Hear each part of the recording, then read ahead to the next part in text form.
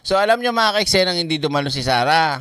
Tapos, bukod pa doon, nag-press con yung kanyang mga abogado at sinabing mini trial, sinabing unconstitutional daw di umano Mang Pandoy, yung nangyaring pagkakaroon ng trial dyan sa Justice Committee ng mga kongresista. Ano po? Una sa lahat, nasa batas at nakasulat sa ating Constitution yung ginagawa nila. Isa pa, punang ina mo Sara talaga oh. Diba? Diba mga kaiksena, kung babalikan nating muli, no, nung panahon na nagsumbong o humingi ng tulong si Sara Duterte sa Korte Suprema para sa impeachment niya, na kung saan ang daming hiniling ng mga nangyan patungkol sa kanilang impeachment na ang constitutional at walang due process. Ito talaga yung nakakatawa sa mga hinayupak na lalong-lalo na to si Sara Duterte. Due process daw. Lahat ng sinabi nila nung panahon na nagsumbong sila sa Korte Suprema, Halak ka. hindi ko napapangalanan, pero alam nyo naman karamihan doon bataan ni Digong, 'di ba? O appointed ni Digong. So, lahat ng sinabi ni Korte Suprema na dapat gawin at hiniling ng kampo ni Inday Sayad ay ginagawa ng Congress o sinusunod. 'Di ba gusto nyo 'yon? Yun yung request nyo last year eh. O ginagawa ngayon. Tapos sasabihin nito mga putnang to, unconstitutional daw, Lorna Piliama, sabi. Eh di nakakatawang mga hindot, di ba? Halak ka. Hindi ka ba naman sayad talaga eh. O eto mga kaiksena pakinggan natin itong balita. Sabi nga, you ask for due process, we give it to you. Tapos, hindi ka sumipot. Hayop ka talaga. Pasok. Binweltahan ng mga kongresista ang pagkwestiyon ng kampo ni Vice President Sara Duterte sa pagpapatawag sa kanya ng House Justice Committee. Punto nila, mismong defense team ng vice ang humiling sa Korte Suprema na mabigyan siya ng due process. Yan ang problema dyan sa hayop na si Inday Sara eh. Due process, tas hindi ka naman sumusunod dun sa hiniling mo. Eh, gusto mo to eh, di ba? Hayop talaga. Si Tina Panganiban Perez. Nang in-impeach ng Kamara si Vice President Sara Duterte noong nakaraang taon, diretso sa Senado ang Articles of Impeachment matapos pirmahan ng hindi bababa sa 1/3 ng lahat ng kongresista ang verified complete. Kinwestiyon ito noon ni Duterte sa Korte Suprema dahil hindi raw siya binigyan ng due process. Tang-inumin mo Sara, hindi due process. Sarap mo tuktukan ng baso. Anong baso? Gawa sa bakal. Takot mag-isa sa hearing. Talagang takot siya. Wala namang alam na isagot na matino yun eh. Sabihin, pinupolitika siya. Di ba? Wala naman talagang utak yan Sara Duterte na yan eh. Pa-eme-eme lang nag-i-style matinik. Wala namang dating. Di ba? Di nga marunong makipagdebate eh. Mismo si Atty. Claire na nga, nag-open na nga. Kung gusto mo, si Atty. Claire daw. Ayaw mo kay Granada, di ba? Kasi pag si Granada at tinalo ka, laglag na ang pante mo. Halak ka. Halak ka. Sige, tuloy natin. O pinasagot ng Kamara sa mga alegasyon na silang ayunan ng Korte Suprema. Kaya nagtataka ngayon ang ilang taga-House Committee on Justice kung bakit sinasabi ng mga abogado ng bise na unconstitutional ang ginagawa ng komite. Nung sinabi po ng Korte Suprema na dumaan sa Committee on Justice na ibigay ang due process requirements sa respondent, which we are doing right now dahil yun po ang nilatag ng Korte Suprema,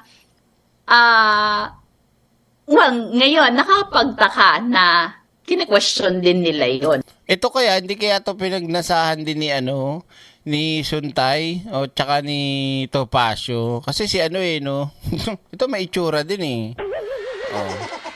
Pagka ganyang may itsura na naiisip ko si Suntay. Tsaka si Topacio. Biro mo si Ilago, pinagnasahan ni Topacio no. Manyakol talaga Manang-mana talaga sa idol nila Sino si Digong? Tsaka si Kibuloy. Aray ko!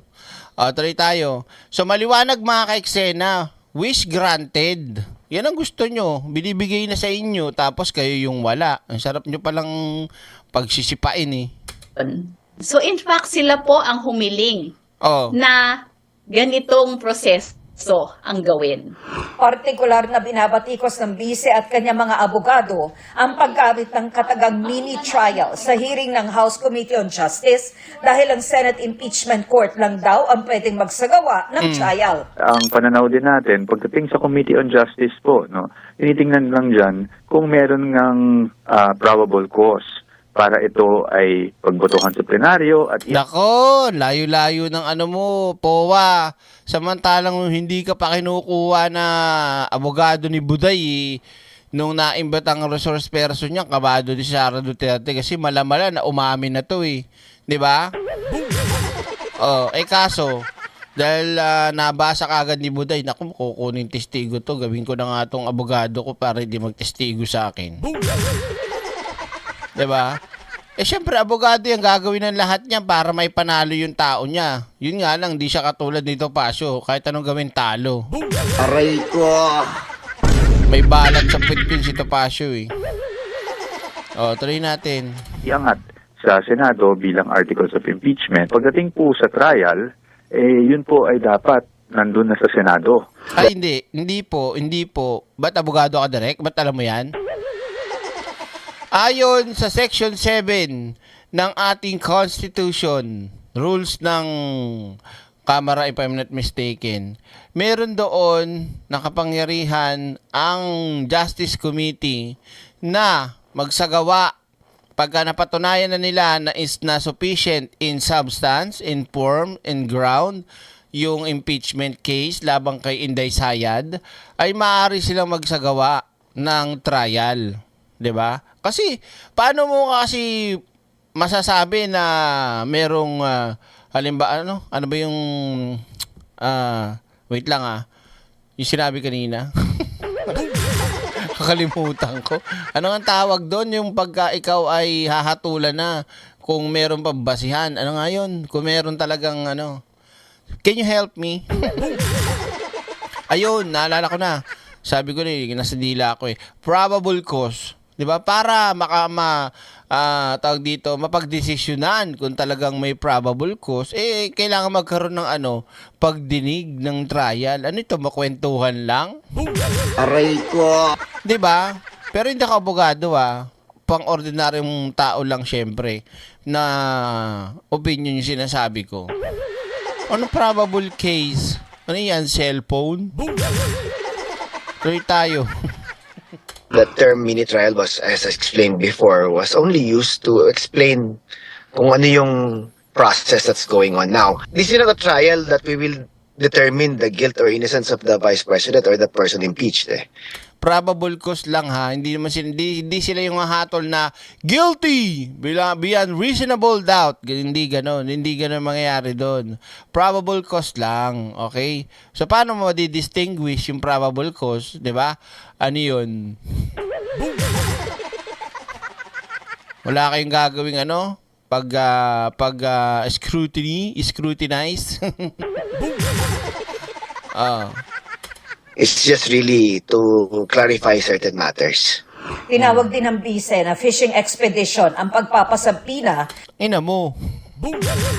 Puro ka ganyan, Sarah. Fishing expedition. Migil ka nga. ng House Committee on Justice ng ilang dokumento at testigo. Sabi ng mga abogado ng bise, dapat kung ano lang ang hawak na ebidensya ng mga complainant, yun lang ang tatalakayin ng komite. Sa pananaw namin, kung tayo ay lumalabas na doon sa four corners of the complaint at kahit doon sa ebidensya, hindi na po clarificatory yan. At nagiging parang sa kanila nanggaling, may trial type, no? Mini trial, kung tawagin. Hindi naman po naghahanap ng ibang ebidensya ang Committee on Justice. Kung ano po ang nabanggit sa mga complaints. I stand corrected, ah. It's not trial, it's a hearing and clarificatory, yun. Aha. Sa mga nakikinig, I stand corrected, ah. Mr. Chair, I would like to manifest. Yes, Direk Freddy. I want to strike out the word trial, and I would like to replace the word trial to hearing. Okay? I stand corrected. Not trial. Hearing and clarificatory. Kineme-eme. Which we deemed sufficient in substance. Yun lang po ang pinasabpina ng komite. Isa sa mga bibigyan ng sabpina ng House Committee on Justice ay ang Office of the Ombudsman para hingin ang kopya ng mga Statement of Assets, Liabilities, and Net Worth o SALE ng BISE. Sabi ng Ombudsman, Nako! Patay! Buti na lang ang ombudsman, si Boying. Kasi kung si Martires pa rin yan, naku po, taragis talaga. Kawawa tayo dyan. Laglag na naman sa kanal ang impeachment, lalo. So, anong meron tayo dyan, Boying? Ay, sorry po. So, anong meron po tayo dyan, Ombudsman, Boying? Liabilities and Net Worth o SALE ng BISE.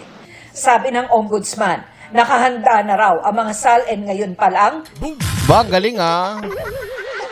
Gusto ko yan. Nakahanda na agad ang mga SALE ng mga inang yan nila Sara. Bakit naman po?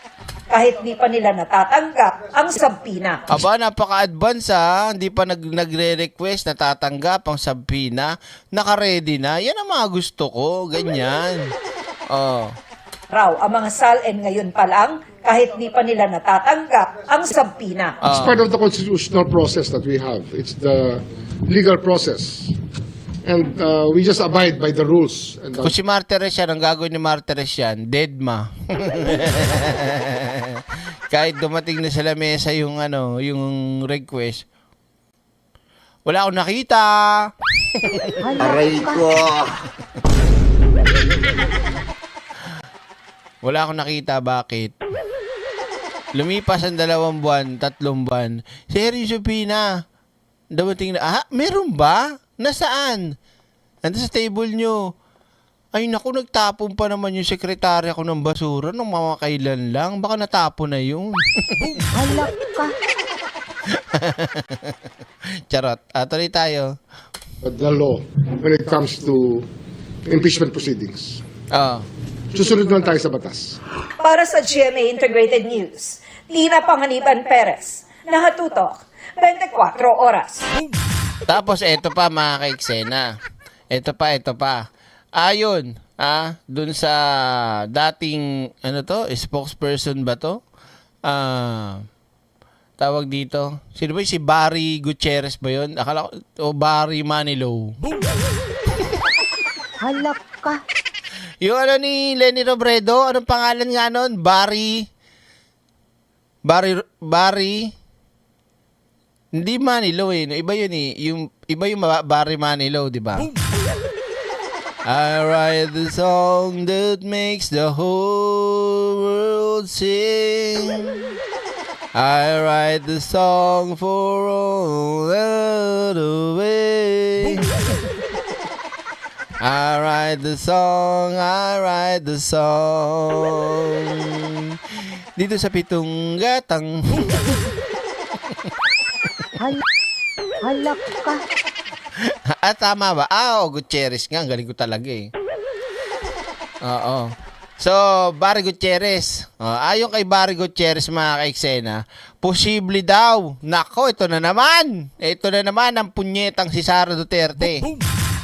Posible na naman tumakbo na naman si Sara Gutierrez. Si Sara Duterte kay Supreme Court. Talagang buhay, talagang naloko na napisti na. Wait lang, napisti na tayo niyan. ito, ayon kay kay Barry Gutierrez yun daw ang pwedeng maging takbuhan na naman ni Sara Duterte, Supreme Court na naman. Ngayon, Supreme Court, makinig kayo sa akin Aray ko. Ginagawa na o tinutupad ng Justice Committee o ng mga kongresista yung request sa inyo nung nakaraang taon ni Inday Buday. Kaya pag ito, gumawa na naman kayo ng katarantaduhang hindi maintindihan dyan, gumawa na naman kayo ng panibago na namang adituntunin na trip nyo lang, ay iba na yan. Yung una nakalusot nga pero pag inulit nyo pa na naman ng ganito, iba na. Grabe na yung ginagawa nyo sa taong bayan yan. Pakinggan natin mga ka-eksena ng interview Kunin lang natin yung kaunting sasabihin dito ni Barry Manilow. Tanungin naman natin kung ano ang kanyang take doon sa nangyari kahapon dyan sa House Committee on Justice. Makakausap natin via Zoom si Attorney Barry Gutierrez, isang political analyst at senior lecturer mula sa University of the Philippines College of Law. Magandang hapon po, Attorney Barry. Magandang hapon, Sir Sandro. Magandang hapon, Sir Willie. Ano ba yan? Pula ba yung t-shirt ninyo, Attorney Barry? Hoy, may kulay. Pink, ano ba yan? Parang meron kayong gustong pahiwatig. Nagkataon lang. Tapos na Pebrero Marso na ngayon yung medyas mo, Attorney Barry, ano kulay? Pink.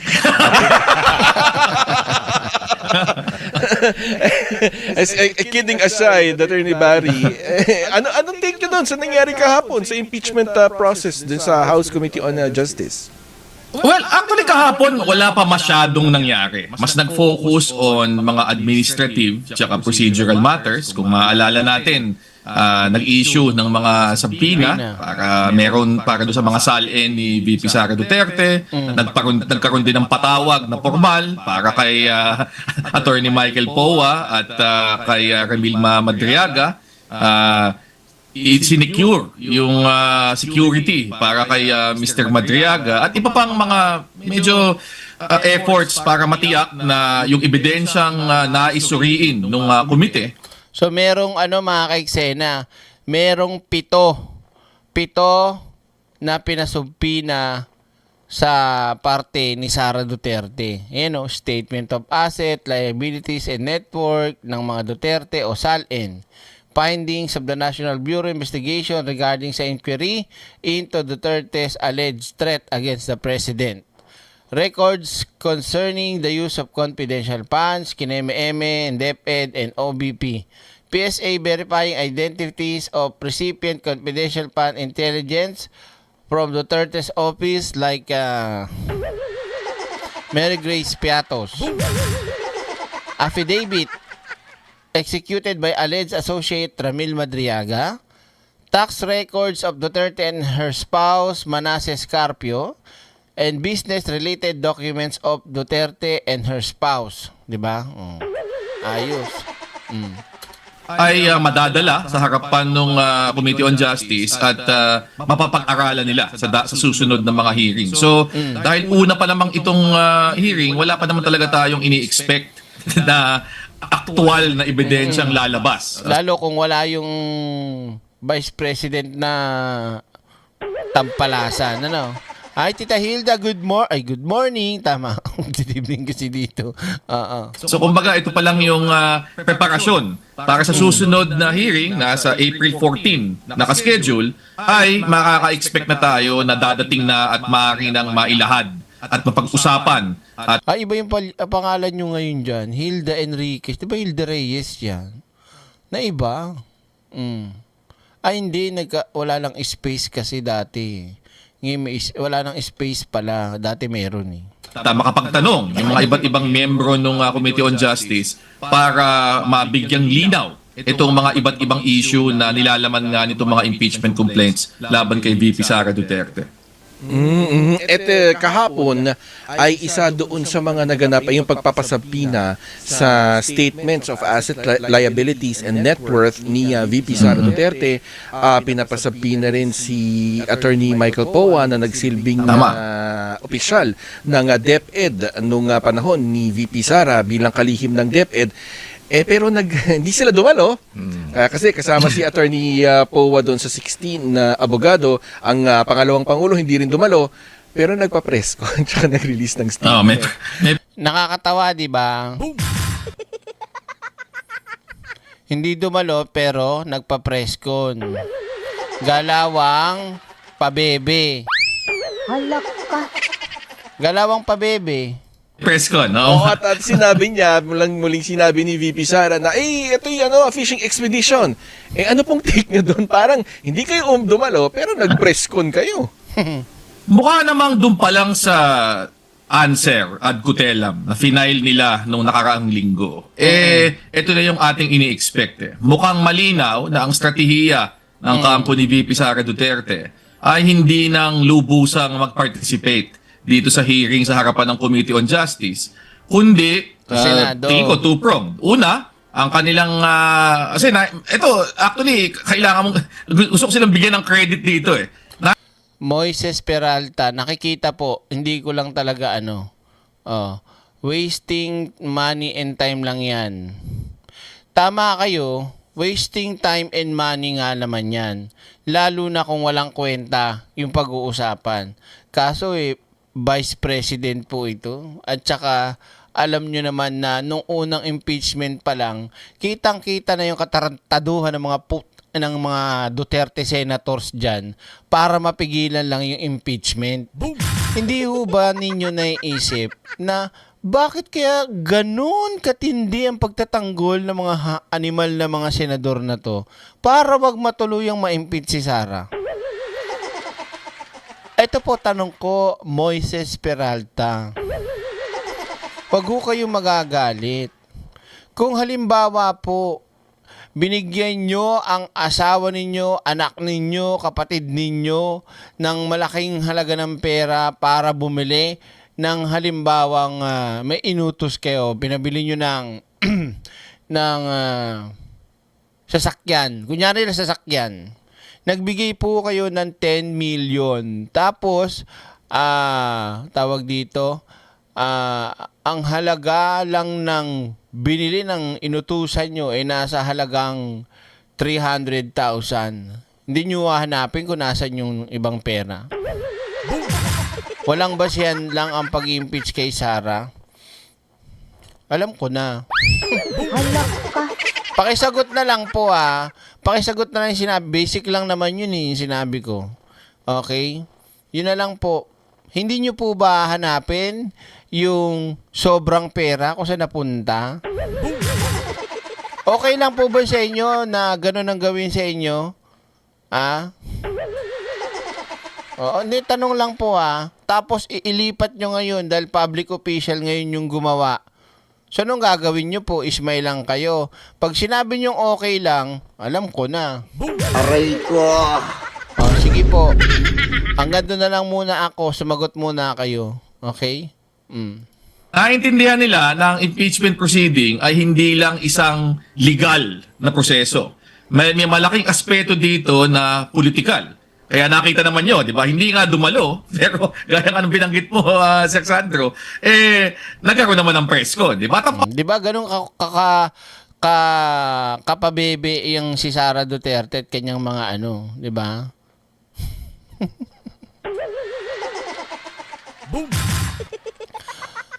Okay na, I'm done po. I'm done na sa inyo, Moises Peralta. Okay na yung sagot nyo. Hindi ko na kayo kailangan pang sagutin. Now I know. Halak ka. Okay sana kung walang yata tapos may yata pa. At ang purpose doon. Hoy, Inday! Mag-aaral ka nga ng mintindi ng Tagalog ang hirap mo kausapin. Hindi ako makapag-joke sa'yo, hindi mo ako maintindihan. Halak ka. Tsaka hindi ako nakaganto. kaya nahihiya din ako, pati si Daddy, charot. Ay, Inday, tsaka kay Daddy, shoutout sa inyo dyan na. See you soon. Tuloy tayo. Sir Moises.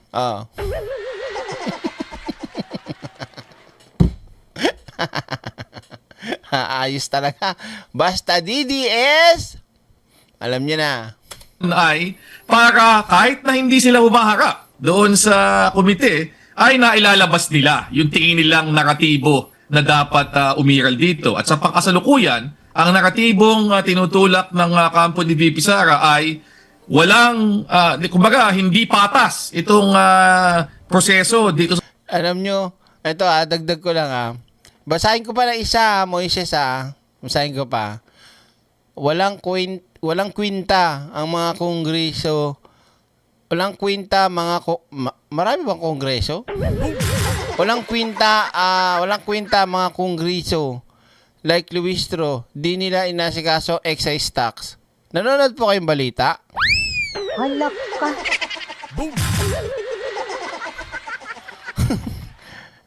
Alam nyo ba na may kapangyarihan na nabigyan na nasa kamay na ni Pangulong Bongbong Marcos pagdating dyan sa excise tax? May pinirmahan pa kahapon o isang araw. Ano ang EO yun? EO 101 ba yun? O 101? Basta di nakalimutan ko lang. Load muna po kayong balita. Halak ka. Note muna kay balita tapos balik kayo dito. Ito rin natin. Sa harapan ng Committee on Justice, hindi tama itong ginagawa nilang pagpapatawag ng mga dagdag ng mga testigo at paghahanap ng ibang ebidensya, at doon na lang kami haharap sa Senate Impeachment Court. Dahil mukha namang desidido na kayo na ipapasa itong impeachment na ito. So kumbaga, nabasa siguro nila na mukhang hindi na sila magtatagumpay sa anumang proseso sa harapan ng House of Representatives.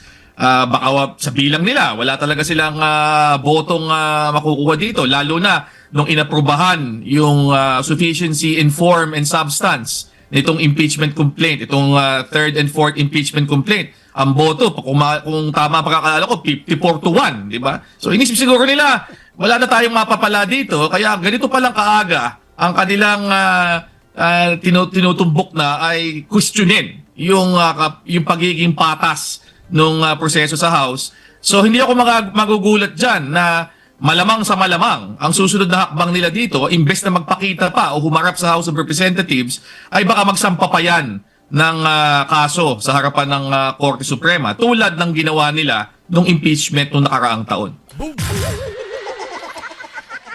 Doda Honor, Gani, bahala na kayo. Sabi ni Tatang, sabi niya, sarado daw isip ko. Talaga sarado isip ko dahil hindi kagaya ng mga DD shit bukas. Baka nung bukas direct, may butas. Halak ka. Kaya may mga tama sa utak. Aray ko. Di ba? Hindi talaga bukas to. Saradong-sarado, selyadong-selyado yan. Dahil pag pinasukan ng hangin yan, DDS ka na. Halak ka. Aray ko. Mods, bahala na kayo dyan kay Tatang Moises profile pa lang. Alam na. So, maliwanag mga ka-eksena. Sinasabi dito na talagang isa sa magiging plano na naman na gagawin at uulitin na naman ng Office of the inang Sara Duterte na yan. Okay? Tumakbo ng Supreme Court. Hindi ko pinapangalanan pero alam nyo naman mga ka-eksena kung ilan ang appointed ni Matandang Pentanin. Tandaan nyo marami yon na nandoon. Doon pa lang makakagtataka na kayo na, di ba, nagawa nilang magbago ng rules para kay Sara Duterte last year. Kaya, di tayo pwedeng magpa-petiks-petiks na baka maulit-ulit. Possible yan. Pagka ganun talaga, gagawa na talaga, mga ka-eksena. Isa lang ang gustong patunayan dito ni Sara Duterte pag ganun ulit ang nangyari, na talagang kawawa ang Pilipinas. Kasi pagdating sa kanya, sa kanila, sa mga Duterte, pag sila ang nasa kapangyarihan, walang pwedeng humarang pumalag. Diba? Oh. Malinaw. So ngayon, hindi natin kailangan tapusin ito, masyado mahaba si Barry Gutierrez. So magpunta muna tayo. Good evening, Direk. Musta lahat? See you in Pinas bukas. Sleep. Punta sa Pinas ka na bukas? Wala nang pamadyong? Halak ka. Ingat sa flight tomorrow ha. God bless. At tawag dito, ingat. Yan.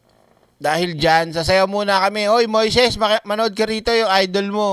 Sasampalin ko muna si Sara. At pagkatapos, sasayaw naman kami. Maraming salamat, Raquel Santos ha.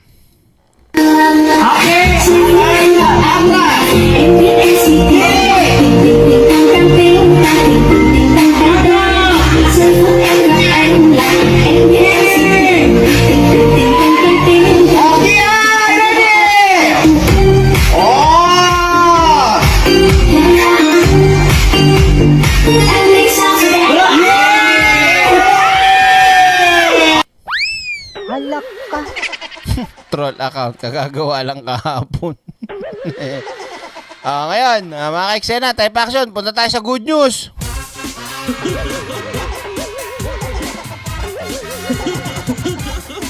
Halika na. Ay, condolence, Raquel Santos, sorry condolence. Sorry, 1 week lang. Nako, alam mo yung 1 week na yan, sulitin mo yan. Basta, unahin muna ang family. Condolence ha. Hinanap ko si Moises, nakalak ang profile. So, eto na mga ka-eksena. Punta muna tayo dito. Saan? Sa good news. Okay? Bago yung talagang ano ko ito muna. Saan na ba yun? Ito ba yun? Ito. Wait lang. Nawawala. Saan na ba yun? Ito. Tapos ito. Yan. Yung mga hindi pa naglalag dyan, mag-like na kayo. Type action, dali!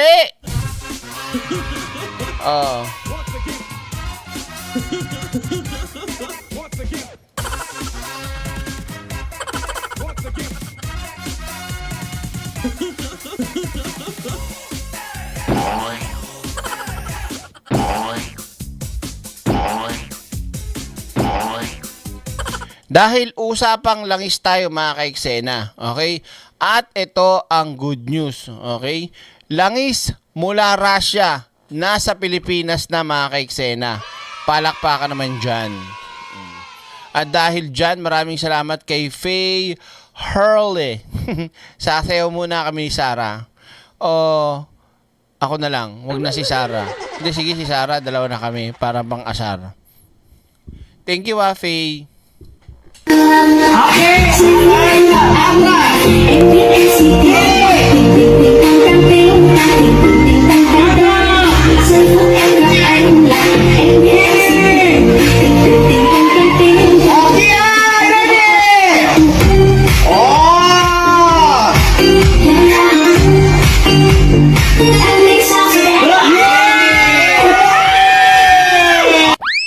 Halak ka.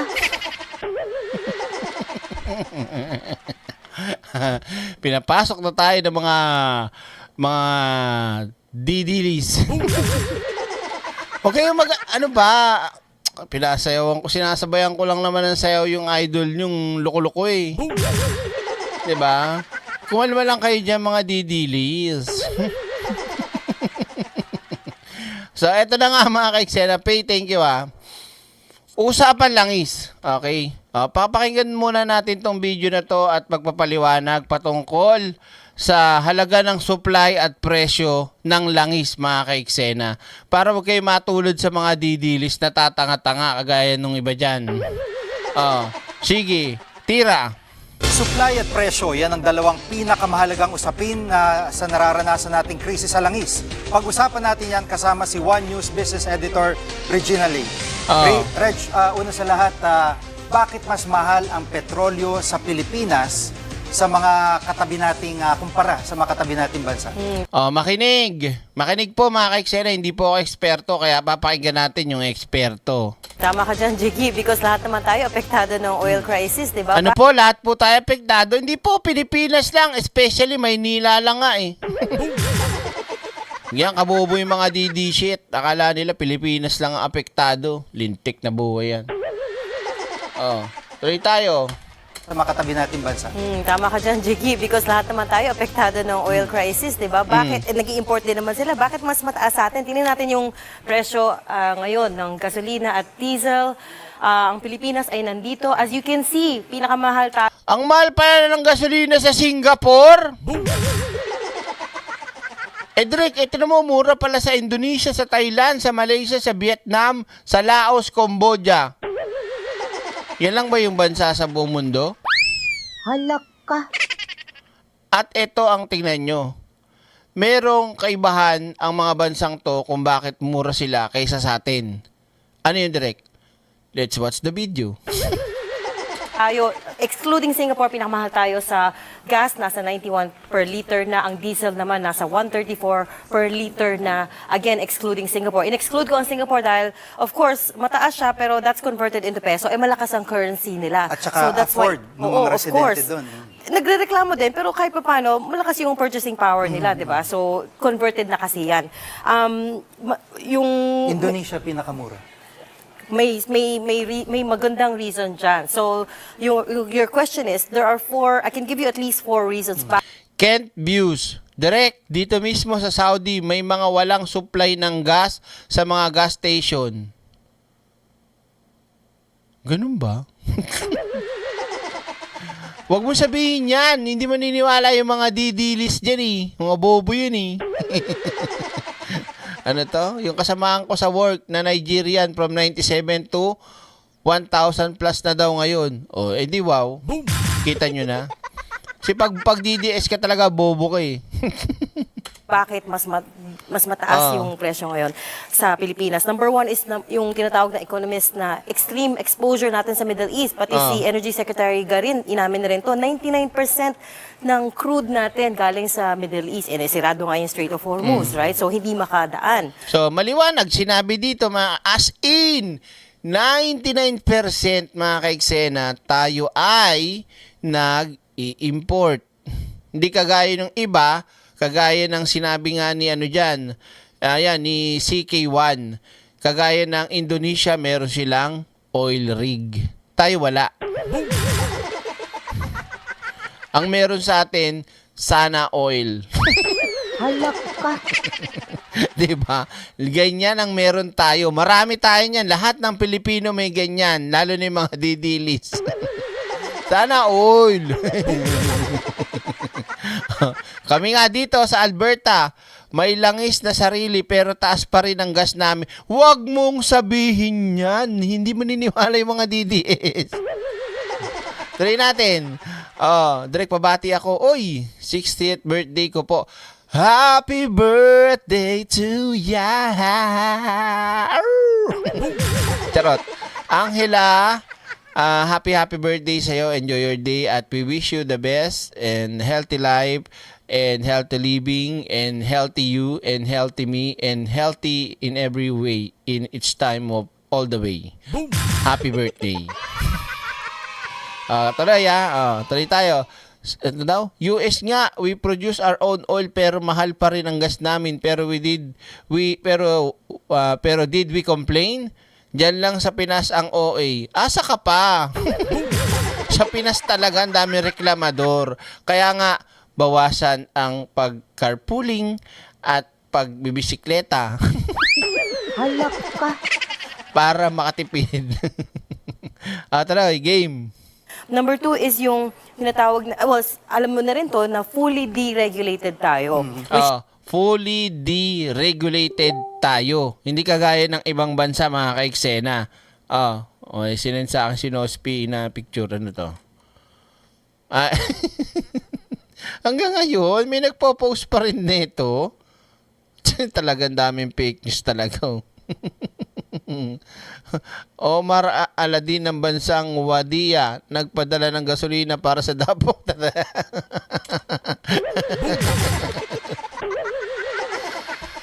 Ay! Mamaya papakita natin no, SP. Oh. Means bawat galaw ng presyo ng oil sa global markets, mabilis kaagad yung epekto dito. Tumataas din kaagad. Kasi nawala yung Wait lang, ulitin natin ha. Sa Pilipinas, dito sa atin, tayo ay full deregulated. Okay? Ano ibig sabihin ng direct? Malay ko, pakinggan nyo. Number 2 is yung tinatawag na, well, alam mo na rin to na fully deregulated tayo, which means bawat galaw ng presyo ng oil sa global markets, mabilis kaagad yung epekto dito. Tumataas din kaagad. Kasi nawala yung subsidy ng gobyerno. Well, fully deregulated, which means na privatize siya. Tapos, ang kasunod ng reason dyan is wala tayong strategic reserves. Kunyari, meron tayo yung, alam mo yung sinasabi nilang 45 to 60 days reserves. Hawak yan ng private company. Hindi yan hawak ng gobyerno. So, that's the other reason. Sa ibang country kasi, meron silang state reserves. Yung maliwanag sa inyo, mga kaiksena, maliwanag. Mga didilis. Ay, hindi. Huwag mo nang sabihin mga didilis direct. Bobo talaga. Hindi nila maintindihan talaga. Hindi nila unawaan yan eh. gobyerno mismo. Pangatlong reason is of course yung peso. We've seen it depreciate continuously. Tapos today, nagsarado siya sa 60.23, malapit na malapit sa record low.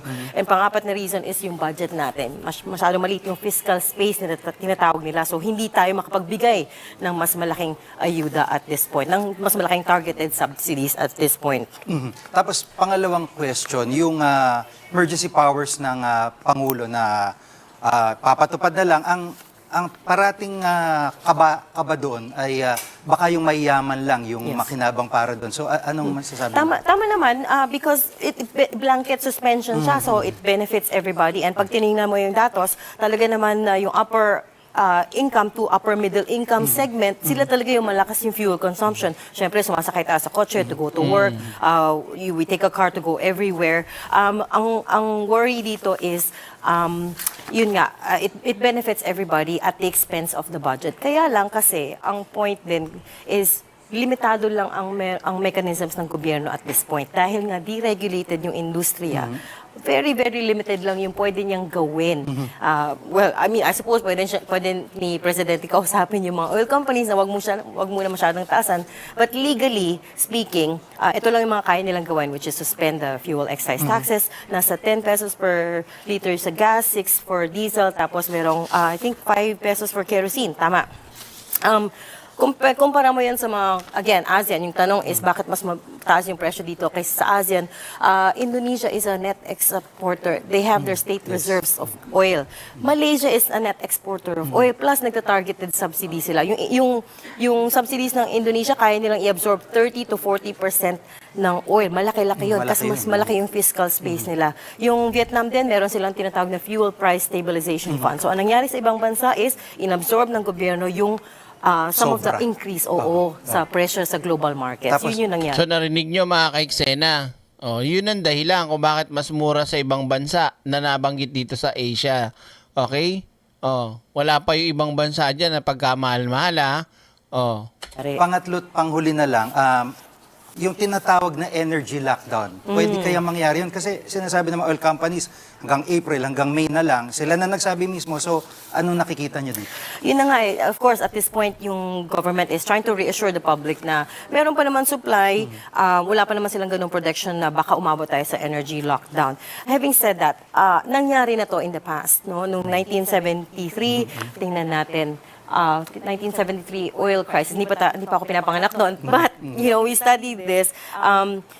Kung saan nagpatubad ng fuel rationing nga. So, maaring dumating tayo sa puntong ito if this war drags on. Meron din car-free Sundays or driving ban sa ibang European crisis at that time. Kasi nga, yung pinapili ng ibang European countries na, choose a day when you can go carless. Which is, parang ito yung tinatawag na mass conservation efforts, right? Ito rin yung contribution natin as the public to the oil crisis. Meron din sa 1979 to 1980, the oil shock ng New Zealand, ipinatupad din ang Carlos Sundays. Parang yun nga, mas bumaba ang consumption natin. And finally, yung pinaka-latest examples, naalala mo sa Sri Lanka, nung nagka-riots doon. Ibang dahilan naman yun, pero the bottom line is na nagkaroon din ng shortage ng fuel. Kaya isinara yung mga schools, yung mga public sector employees, lahat nag-work from home, and nilimitan nila yung pagbenta ng langis sa mga sa essential services, ambulance, trains, bus services, and so on and so forth. Yung mga essential lang talaga. So of course, I mean, that's a scenario that we, not naman to say na we're gonna get there, pero it has happened before, is the point. Maraming salamat, Reg, at marami kaming natutunan. Regina Lay po ng... So, nangyari na pala, inapas. Okay? Nasabi ng mga DD shit, si Pangulong Bongbong Marcos lang nangyari ang ganyan. Mga bobo! Diba? Sa pagpapatuloy mga kaiksena ng ating balita, eto na.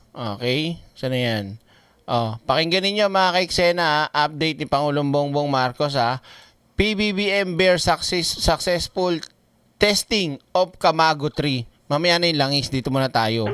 Ano ba yung Kamago 3 well? Hindi, paliwanag natin, Mr. President, para maintindihan ng mga kababayan natin. My fellow Filipinos, today I am proud to announce another step forward in our mission to secure affordable, reliable energy for every Filipino. The Kamago 3 well has been successfully drilled and tested, producing up to 60 million standard cubic feet of gas per day. It is the second major milestone under our $893 million Malampaya Phase 4 campaign. And it is significantly larger than our first. Kamago 3 holds an... So mas malakas, mas malawak, mas malaki to kasi doon sa naunang drilling ng gobyerno dito. Di talagang okay sa ORID to. Estimated 2.5 times more recoverable gas than the Malampaya East 1 discovery. So together, these two wells are projected to extend the life of the Malampaya gas field by an estimated 6 years. Ano naman ang ibig sabihin nito para sa inyo? Makinig kayo mga bobong DD shit.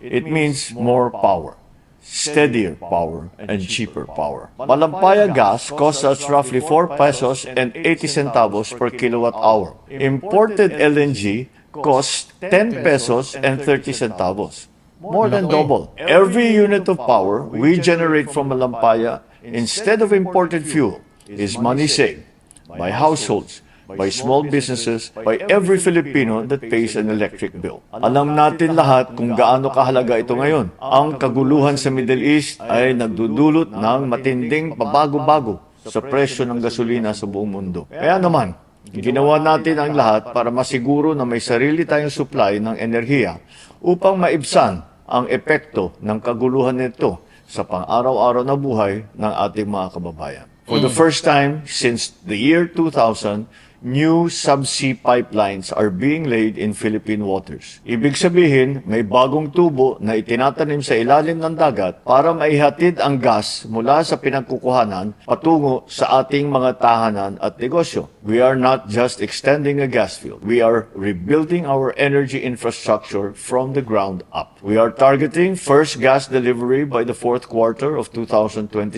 And we are not stopping there. The next well, Bagong Pag-asa, sits 30 kilometers north of Malampaya and is already in the works. This is indigenous energy. It is ours. This is... Parang panahon ni Digong, wala tayo nakikita na anong ganyan, ano?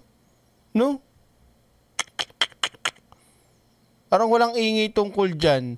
Di ba nga sabi nga sa balita, no, walang inintindi si Digong, wala man lang siyang ginawa, kahit alam niya nang malapit nang maubos yung Malampaya, sa Malampaya nun, di ba? Problemado nga kaya pagdating ni Pangulong Bongbong Marcos yan ang isa sa mga iniisip nga ni PBBM dahil pag hindi nila nagawa ng paraan, nakapaghukay ulit, nakagawa ng excuse me, pagkukunan pa ng source ng energy, patay tayo.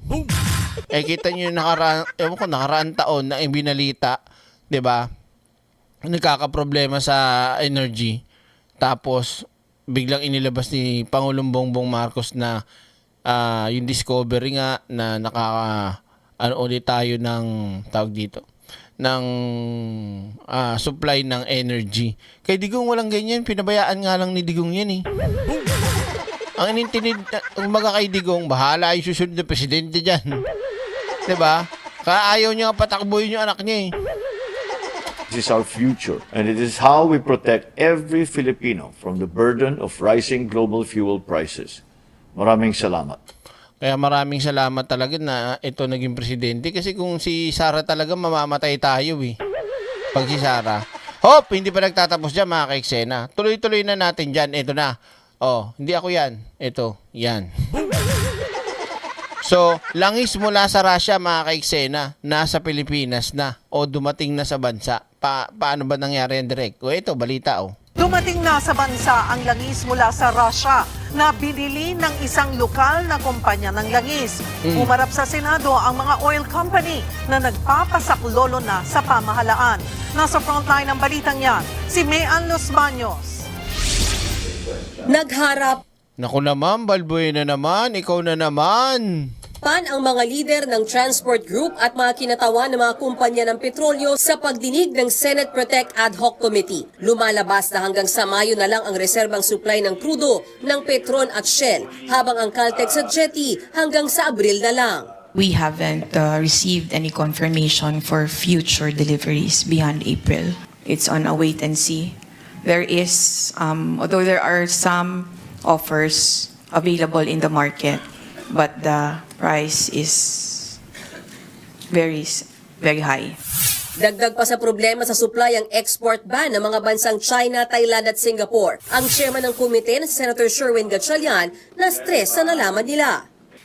To be honest about it, after hearing the statements of the oil companies, medyo na-depress po ako. What I wanted to hear is certainty na merong supply papasok. Kung si Gatchalian na depress, si Senator Rodante Marcoleta na frustrate at umalis na lang sa hearing. Sos, bading! Halak ka. Yun ba solution mo pagka may ganyang problema? Walk out, bading ka pala eh. Aray ko! Oh. Direk, yung mga gas station sa Davao nagsara dahil sa fake news. Halak ka. Dahil hindi maipaliwanag ng maayos ang Department of Energy kung magkano ang halaga ng mga inaangkat nilang langis. This is the frustration, Mr. Chair. Salamat po. Mr. Chair? Senator, si Mr. Balbuena, you want to interject? Ba't ka aalis kung frustrated ka? Wala kang sagot na nakuha. Ha? Ayaw nila sumagot po. Bakit ayaw? Kanina pang ilang oras na tayo dito, wala pa rin Mr. Chair. Alam nyo, Ma'am Legarda, huwag yung pinapansin yan. Pa-baby lang yan si Marco Bebe. Halak ka. Oh, ito pa isa oh. Si Manibela President Marval Buena naglabas ng sama ng loob. Lintik na araw-araw ka na lang pag lumalabas ka, sama ng loob ang dala mo. Kung kasi Balbuena, umuwi ka na lang ng bahay. Ha? Manood ka na lang ng NBA o ng PBA. Wala ka naman silbi. Ang dala mo, puro sama ng loob. Halak ka. Pag may magandang nagawa sa inyo, wala kang marinig. Pagka may problema na, puro kayo ngal-ngal. Halak ka. Diba? Pabati direct, 25 years anniversary namin ng asawa ko sa 28. Anong pangalan ng asawa mo? Ulitin mo. Lagay mo. Happy 25 years anniversary sa amin ni Baby Loves. Pangalan, ganun. Ulitin mo ha. Para pag binati ko buo kayong dalawa. O, tuloy. Partikular sa mahal na petrolyo, tapos ayaw pang taasan ang pasahe. Julul, ang tataasan pa masahe, hindi ka naawa doon sa mga commuter. Buti nga kayo, may inaabot eh. Mayroon makukuha yung mga kababayan nating mga drivers eh. Eh yung mga commuters, di ba? Tinitiis nila yung pasakit na meron tayo ngayon. Dahil hindi naman natin ginusto. Tapos kayo gusto nyo, lagi kayong pasarap buhay. Namamasada kami sa halagang piso, 2 piso na increase, hindi para yumaman. Ba sinabi ba namin yayaman kayo doon? Aba, madrama ka rin ha. Nakakagigil tong mama na to, oh. Tinan mo nga, Yan ba? Yan ba ang iisipin mong hirap na hirap sa buhay? Nananaba nga lalo, oh. Halak ka. Diyos ko, pakuya-kuya-kuy lang yan sa bahay nila. Hindi naman namamasada yan. Huwag papaniwala dyan. Para makasurvive kami sa crisis na to. Wow. Makasurvive na to. Wow. Pangit mo, Marte. Yan. Happy 28th anniversary. Kanina 25, ngayon 28 na. Naku, lagot ka sa asawa mo, hindi ka sigurado, Happy 28th anniversary sa amin ng asawa ko na si Saturnino Pega at syempre si Marvin Pega. Ayan. Alam nyo, tuloy-tuloy nyo lang yan.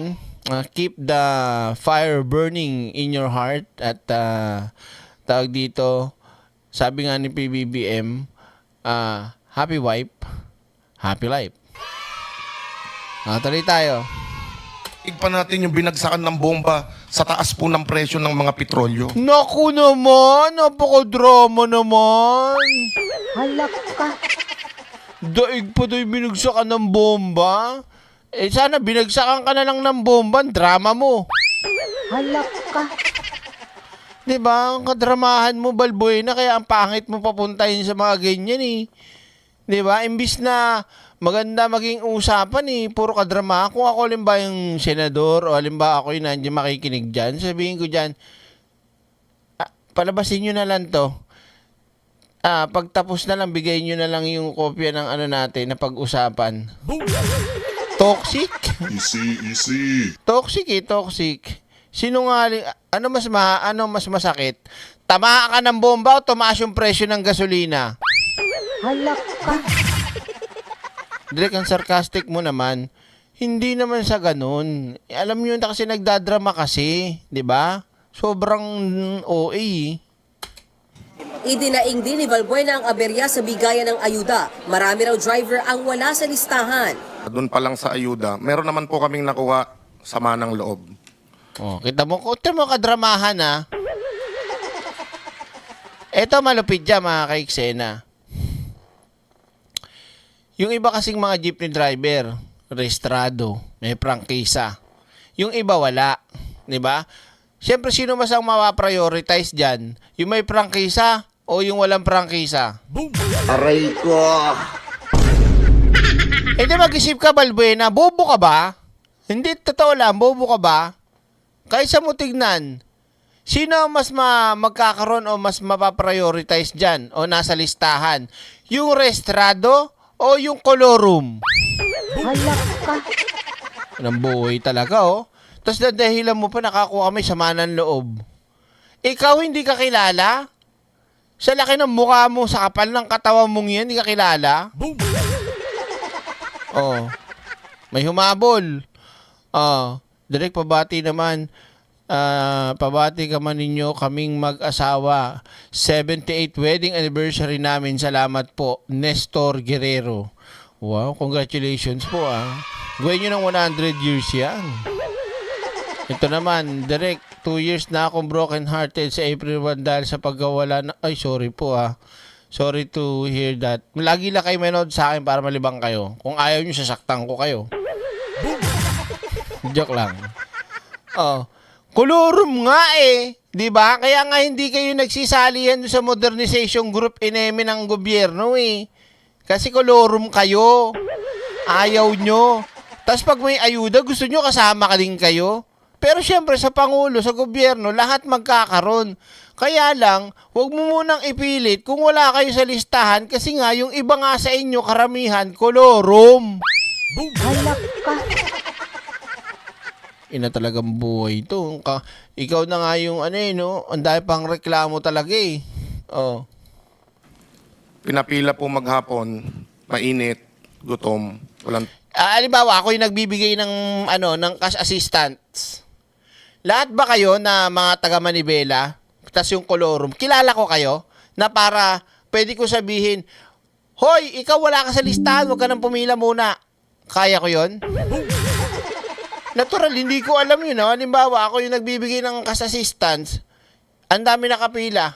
malalaman ko dyan agad kung sino yung wala sa listahan dito? Paano malalaman? Di pag lumapit yung tao, ako po si Arnulfo Locontoy. Inanap, Arnulfo Locontoy. Wala siya, meron dito Arnulfo Domingo. Diba? Pagka halimbawa di mo pa nilaliman ang pag-iisip mo sa sinasabi nito, mauto ka niyan. Pero kung hindi ako mauto niyan, paing ko pa yan eh. Halak ka. Diba, Kent Views? Ako din pabati sa bisis ko na si Joyce Dula. Mansari namin ngayon. Happy Mansari sa inyo, Joyce at Kent Views. Tuloy. Ang tubig, walang maupuan. Para sa Senado, Sagot ko, patubig nyo. Grabe talagang pa-OA nito ni Balbuena. Oh. Grabe talagang drama nito. Bad trip. Ni tubig, walang maupuan. Alam mo, sa Shopee, meron na bibiling foldable na chair. Mura lang. Buy one, take one pa. Bili ka nun. Diba? O mamaya na ako babate, nawawala po tayo sa dire-diretso ng topic ha. Pinagbigyan ko lang yung iba. Pag lahat na binati ko, di wag na tayo mag-topic ha. Huwag mo na magagalit. Mapuputol ako na mapuputol. Diba? Ko pati ba naman tubig at upuan, sagot pa? Wow! Halak ka. Kaloka naman tong hindot na si Balbuena. Oo. Isis na ang dinaranas na problema sa petrolyo. Kaya giit ni Senator Gatchalian, dapat ang trabaho ng DOE at ng Philippine National Oil Company o PNOC ay walang tulugan.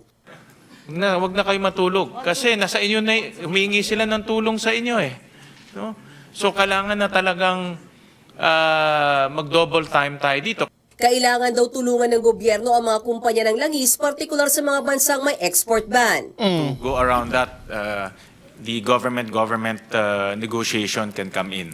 Correct, because some countries put in a list to say, okay, we do an export ban, but we're willing to consider exceptions to certain countries. Ang PNOC naman, kinakausap na ngayon ng gobyerno ng India at Amerika kasama din ng South Korea at Japan.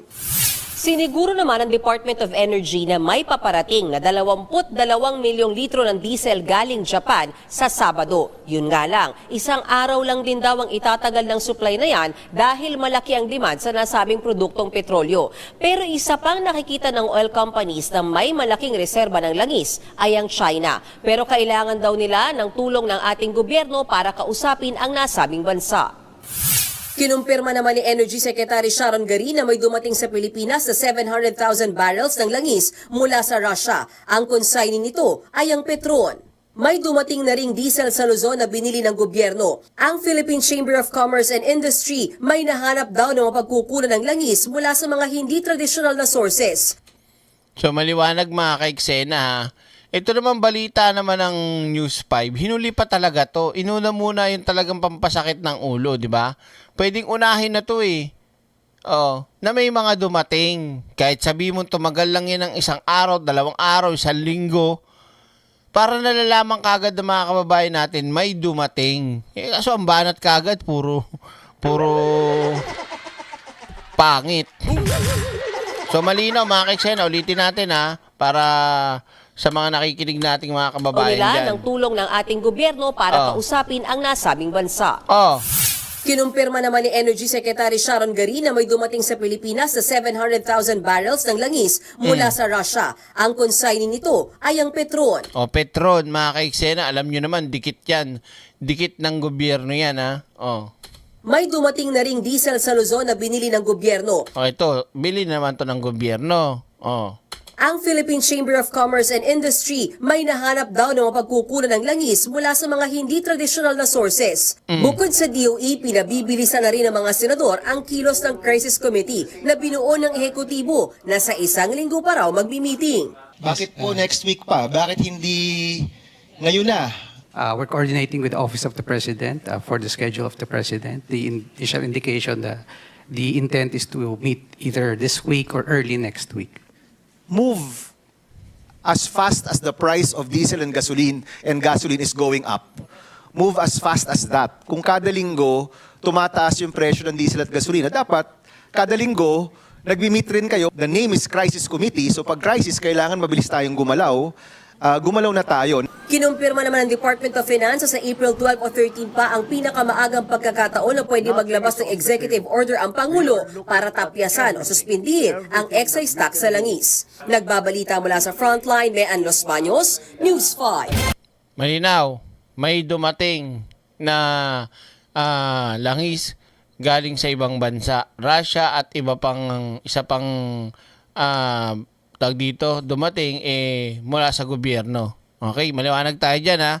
At sa pagpapatuloy mga kaiksena, ito na. Sana yung direct. Ito, wait lang ha. Nawala. Mag-good news ulit tayo mga kaiksena. Anong good news yan? Ito na nga oh. So syempre, habang hindi apektado ang Pangulo sa, alam mo, stress ang Pangulo at problemado yan. Pero kahit napakarami ng iniisip at problema ng Pangulo, tuloy-tuloy pa rin sa pagbibigay ng tulong at syempre pagtatrabaho. Hindi yung kagaya ng isang pinakamataas na posisyon sa bansa na ang ginagawa lamang panay pagbibigay ng bati. Aray ko! Anong ibig mo sabihin, Direk? Pansin nyo ba, di ba? Laging sinasabi ko sa inyo na kaliwaan lagi si Sara Duterte na, wait lang ha, si Sara Duterte na magbigay ng kanyang mga pagbati, yung hindot na yan. Diba? Yan ang inatupag niyan ngayon eh. Yung puro pagbibigay ng pagbati, halimbawa, kaarawan ni ganito, araw ng ganyan, lintik na hindot na vice president yan. Ang kwenta. Yun lang ang kayang gawin eh. Wait lang ah. Sara Impacta. Yan. Yan o, ito. Pakita ko lang sa inyo. Yan. Yan, may paganto na naman siya o. Yan o.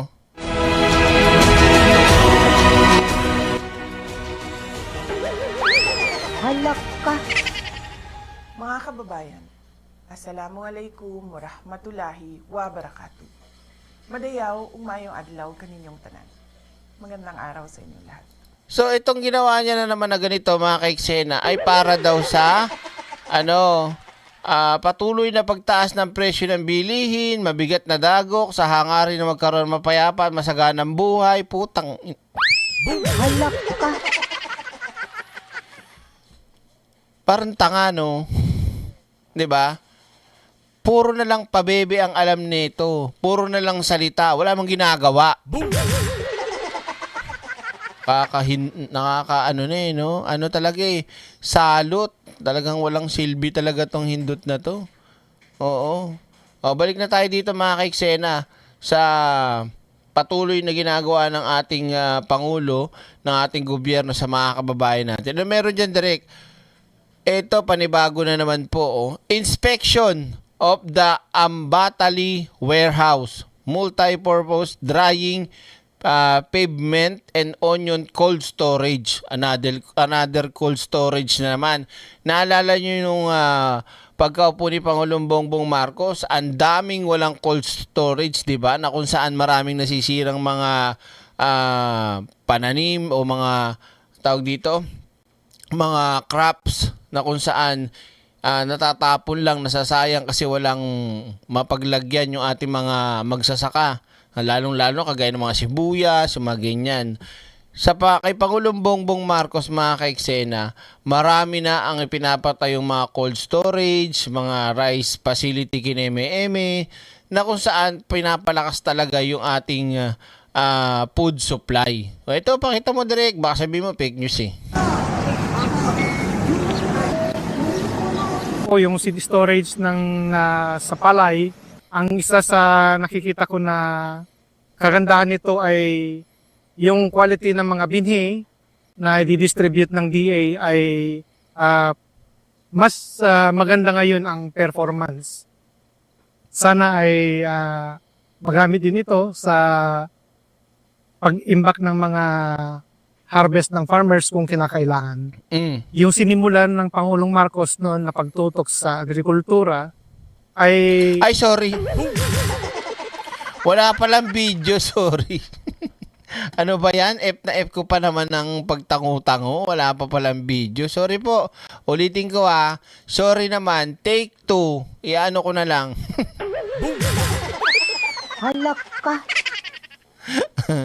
Focus na focus kasi ako Dito ako sa kabilang screen nanonood Tinapat ko lang kasi. Etong nakikita nyo na to, nakatapat yan dun sa isa ko pang screen. Dalawa kasi. Ito yung isa, tas ito pa yung isa. Sorry naman. Take 2. Inspection of the Ambatali warehouse with multi-purpose drying, pavement, and onion cold storage. Okay na. Pasok. Po yung seed storage ng sa palay, ang isa sa nakikita ko na kagandahan nito ay yung quality ng mga binhi na i-distribute ng DA ay mas maganda ngayon ang performance. Sana ay magamit din ito sa pag-imbak ng mga harvest ng farmers kung kinakailangan. Yung sinimulan ng Pangulong Marcos noon na pagtutok sa agrikultura ay ramdam namin ngayon na talagang ang focus niya ay tignan kung ano yung sitwasyon ng mga magsasaka. Tulad namin, pagandahin yung distribution ng mga government support, government intervention sa mga farmers ay kanilang inaaksyonan. Itong nakarang planting season, maaga na nakarating yung mga binhi ng palay sa ating mahal na Pangulo, sa Secretary ng Agriculture. Maraming salamat po sa pagtuon ng pansin sa aming mga magsasaka. Ang nais po namin ay mas gumanda pa po ang paparating ng mga suporta sa aming mga magsasaka. Tulad po ng mga ginagawa ngayon. Naku naman, nakakaya naman kay Mr. President Grabe Ibang-iba talaga yung galaw ni Sara. Si Sara panay, magandang araw. Ano nga yung sinasabi niya sa umpisa? Assalamualaikum warahmatullahi wabarakatuh. Puro yun ang alam. Diba? Tapos magpa-interview ng ay, ano ba yung nangyari niya? Ay, ano ba yan? Wait lang. Gawa ngayon.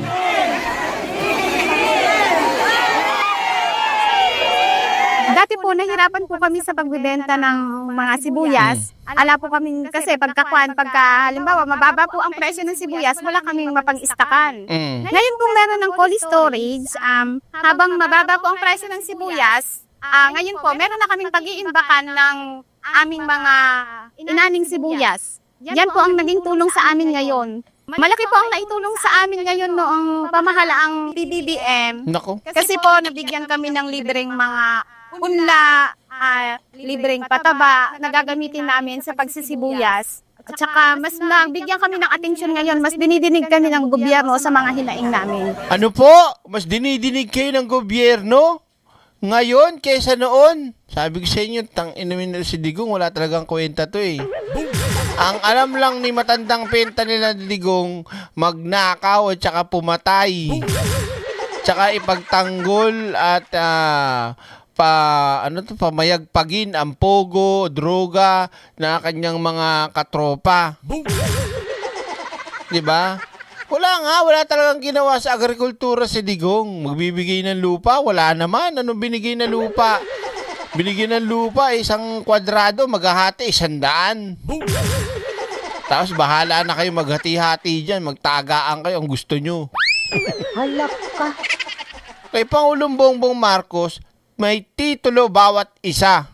Tapos, diba? Tapos kay Digong, ano pa nangyari? Land grabbing, si Hari Bakla.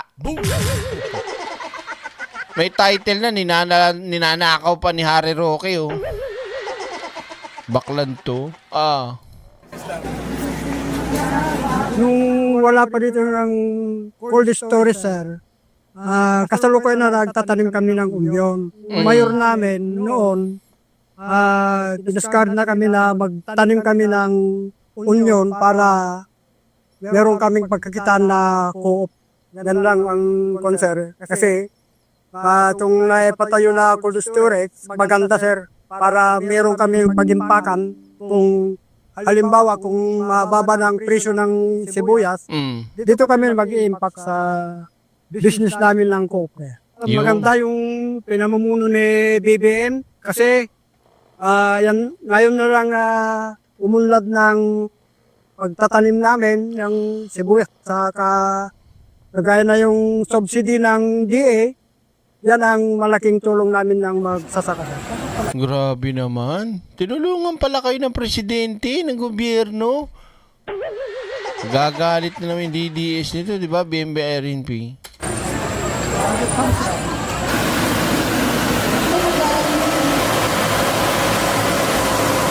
Sarap siguro tumambay dyan, no? Ganitong summer. Pasok sa loob ng cold storage, doon ka maiga sa ibabaw ng mga binhi, ng sibuyas. Paglabas mo, iputok. Charot. Yan o. Ang lamig dyan eh. Cold storage nga, ito mo. Oh.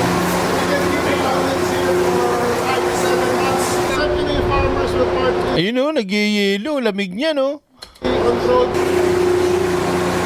Ang pangunahin pong rason kung bakit magpapatayo po tayo ng onion cold storage, hindi lamang po dito sa Isabela, kundi sa iba't ibang parte pa ng Region 2, ay para hindi po magkaroon ng losses. So yun po ang purpose, para hindi po masayang yung pong tagod ng ating mga magsaka na mababa po ang kanilang kita. Sa ngayon po ang ating farm gate price ay nasa 48 dito sa Region 2, 48 to 53. So okay pa po yung presyo. At sana pag halimbawa lalo pang dumami ang harvest sa iba't ibang parte ng Pilipinas, ay pwede pong makakuha pa po tayo ng mas maraming onion, no? Para ma-store po sa ating onion cold storage dito sa Ramon Isabela. Nabanggit po ng ating presidente na kailangan magpatay pa po tayo ng maraming cold storage. Kasi ito po yung sagot sa ating mga magsaka, no? Pag nagkakaroon po ng marami, masyado na sibuyas, ay meron pong facility na paglalagyan po nito upang hindi po masayang. At may tataon na after 3 months ay meron pong makukuha, magagamit ang ating mga kababayan, at maganda po ang presyo.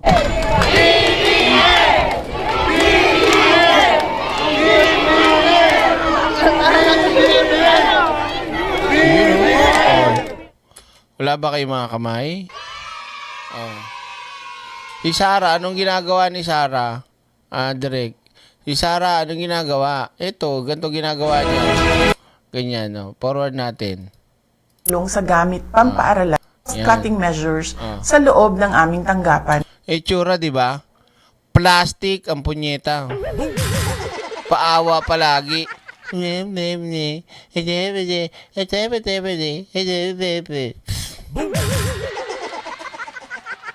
Ngayon lang naman to nagkaganto. Pero last 3 years, ano pinagagawa ni Sarah? Wanxing, Konggu, Weixing, Kingi, ina mo. Diba? Oh, alis tayo dyan. Pangit yan. Alis tayo dyan. Huwag tayo dyan. Oh, wait lang. Oh, hindi pa tapos. Meron pa. Meron pa, Drake. Oo, untay mo. Wait lang. Oh, ilalagay ko lang, ha. Oh, kapit. Oh. Ito pa, malupit, mga kaiksena. So, pakita natin to, ha. Yan. Wait lang. Yan, oh.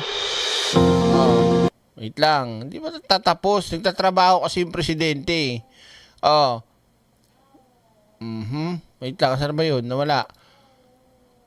Yan. Gising pa si Shopa, oh. Ingay, oh. Oh, tulog ka na. Ito, mga kaiksena. Di ba, kahapon o kagabi, nag-live tayo patungkol sa mga doktor o bagong doktor para sa mga baryo, mga baryo-baryo. Ngayon naman, mga kaiksena, dito, Visit to Dr. Dabario DTTB deployed in Cabatuan, Isabela, Cabatuan Super Health Center. Bongo, baka sa ito ha. Halak ka. Hindi, inunahan ko na si Bongo. Bongo, baka sabihin mo, sa'yo na naman to, punyeta ka. So, bumisita po si Pangulong Bongbong Marcos dito sa Isabela, Cabatuan Super Health Center. O, at syempre, may mga barrio doctors nga na tayo. So, eto, anong meron dyan at binigay naman na tulong ng gobyerno? O.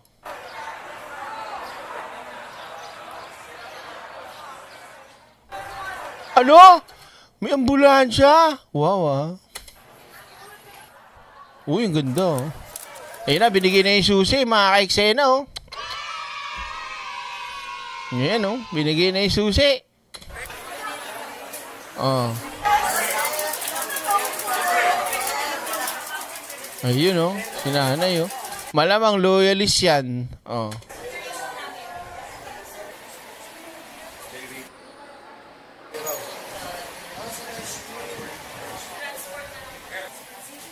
Ang pagiging doktor ay hindi lang naman profession kundi advocacy yan na makatulong sa ating mga kababayan. So, galing ako sa mga pampublikong hospital at nakikita ko doon ang mga kababayan natin. Parang ano, no, di siya doktor, parang bata. Parang bata yung doktor. Ma'am Lara, sabihin ko pa naman parang si Raisa May. Ang pangalan pala niya, Lara May. Sige, joke lang po Na nagpupunta na lang kapag malubha na ang sakit.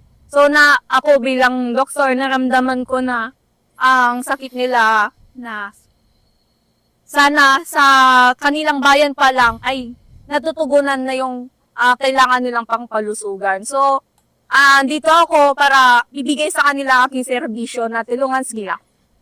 So, ang populasyon ng Cabatuan ay 40,000 plus. So, ang ratio po namin ay 1:20,000 po. So, ako ang isa sa dalawang doktor dito sa bayan. So, talagang ramdam na nangangailangan sila ng doktor po dito sa bayan.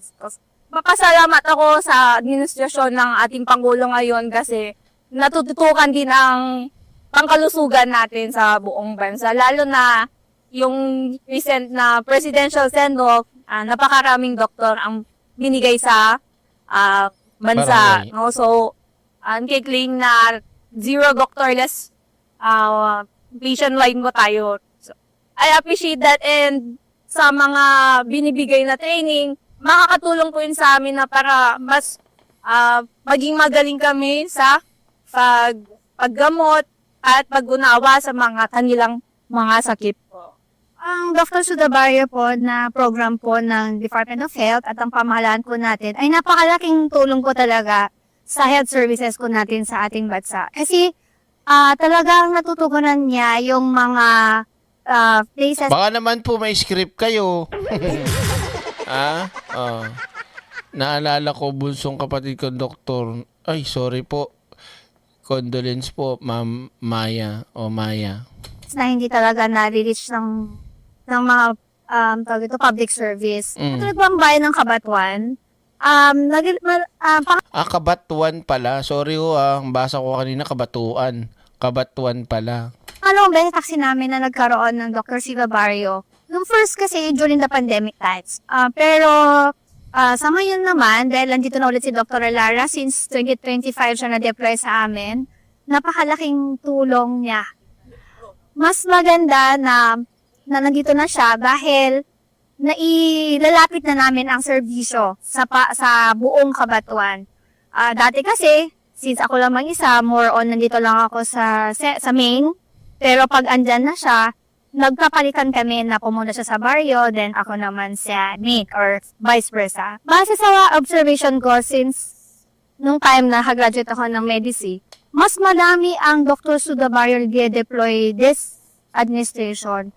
Kasi matagal na kami nagre-request dahil nga sa ESCAP ng mga LGU, hindi naman talaga kaya ng LGU na magplantilla ulit ng bagong doktor. So, nung nag-request at napabigyan po ang administrasyon ng pagkakaroon Dr. Sudabario, mas nakita ko na mas mabilis ngayon mag-request at mas marami silang nade-deploy para po sa bawat municipality po dito sa Isabel.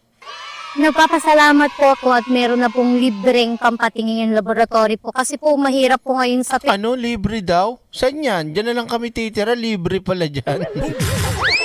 Halak ka. Libre pala dyan. Ilang kami, oh, may bata pa. Ang patingin, Diyos ko. Pagka nagpa-inject, kayo Ay. Ano, Martes? Vaccine ba na naman ba bukas? Vaccine na naman ni Siopaw? Ari. Halak ka. Lumipat na tayo dito ng Butuan. Anak ng vaccine na naman. 4,000 na naman. Halak ka. Grabe, swerte nyo naman dyan. Oo. Financial, lalo po nag-i-struggle sa financial.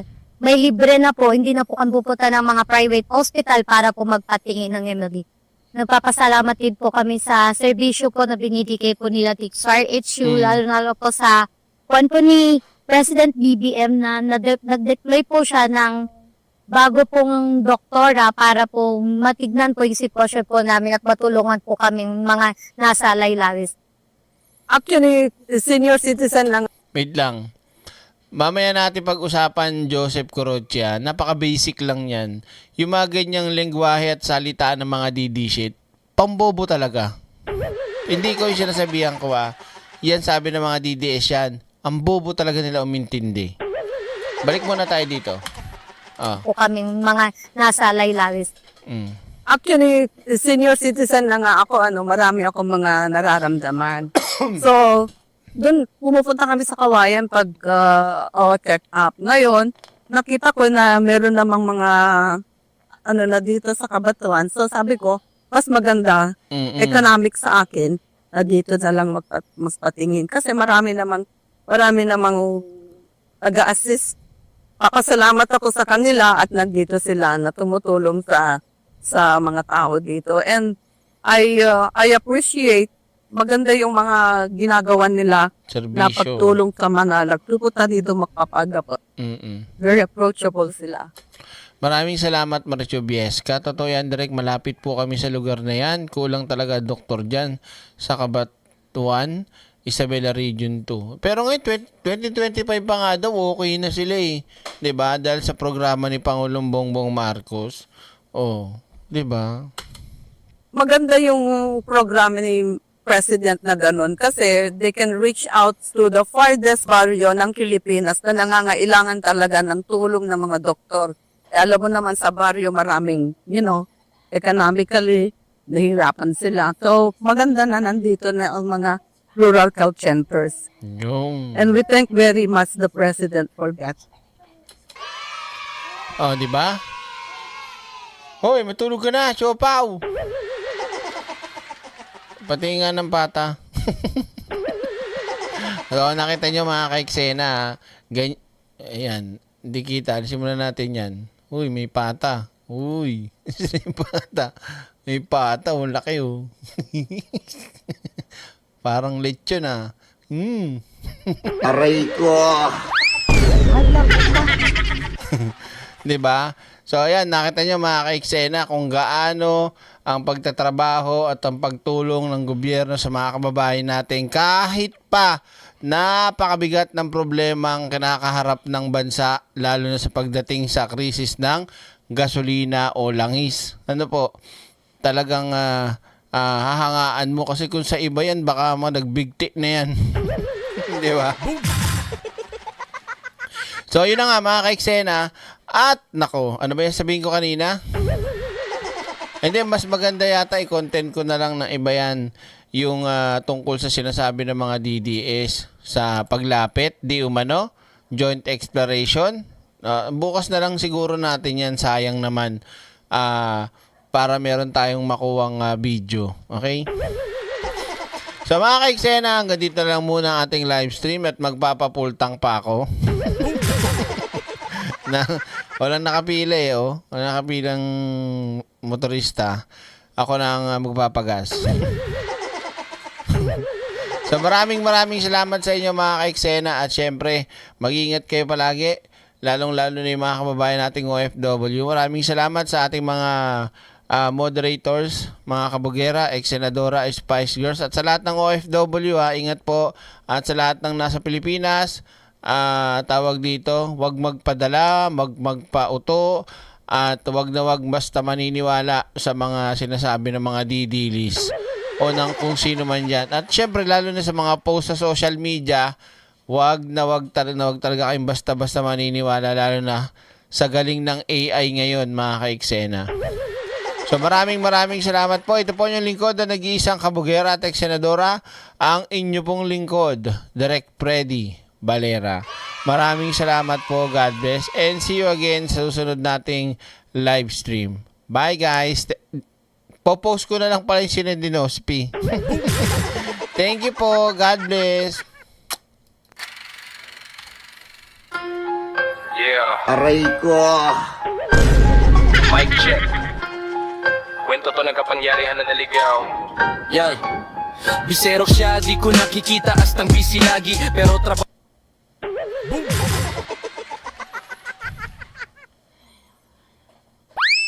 Halak ka. Paglaos ng aksyon, siya may pa-interview, may pag-global na eksena. Suit na plantado, salitay is crypto, pera output. Wala, presko lang ang meron, hindi pawis ang puhunan, kundi exposure, mas kilala sa camera kaysa sa serbisyo. Bise sa biyahe, hindi sa opisina, trabaho na pag-iwanan sa pila ng visa. Habang oras ng bayan, unti-unting nauubos, naglilibot ibang bansa na naman ang focus.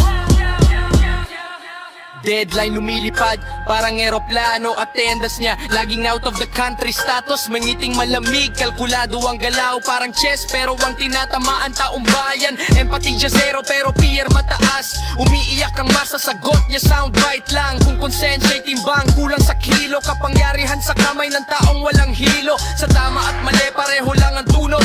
Basta spotlight andyan, tuloy ang ikot. Hindi lahat ng nakikita ay may puso. Hindi lahat ng babae leader, minsan uso. Bise sa biyahe.